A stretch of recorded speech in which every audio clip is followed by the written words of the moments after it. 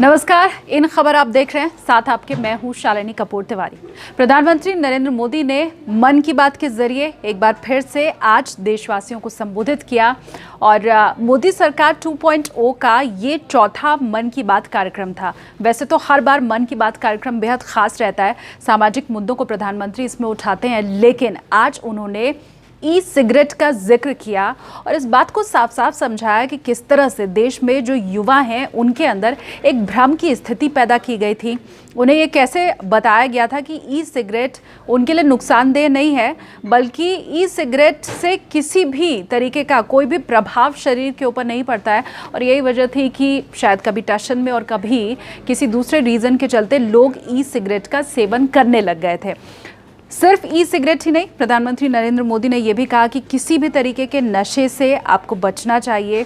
नशा या अगर आप तंबाकू का इस्तेमाल करते हैं तो वो आपके दिमाग के ऊपर प्रभाव डालता है, डिप्रेशन में आप जा सकते हैं। इसके अलावा भी आपको कई जानलेवा बीमारियां हो सकती हैं।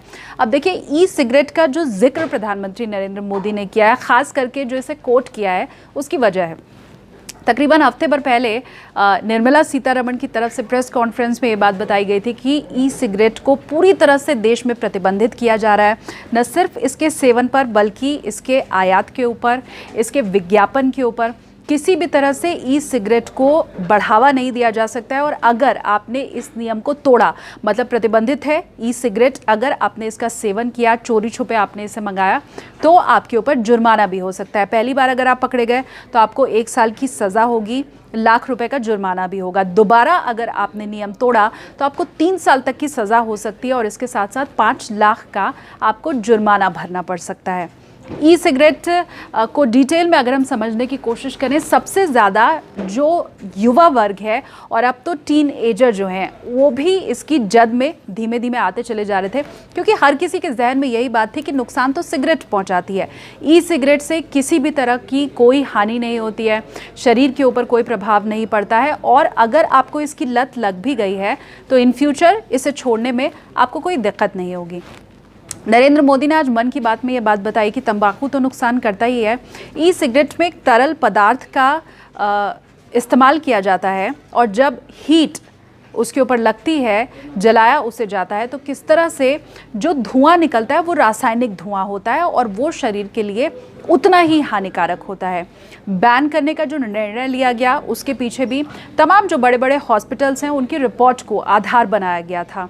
जितने भी बड़े हॉस्पिटल हैं इंक्लूडिंग एम्स, उन सब ने ये बात गवर्नमेंट तक पहुंचाई थी कि ई सिगरेट के चलते बहुत से नुकसान हो रहे हैं। अमेरिका में लोगों की मौत तक हुई है, ई सिगरेट के चलते 7 लोगों की मौत अमेरिका में हो चुकी है।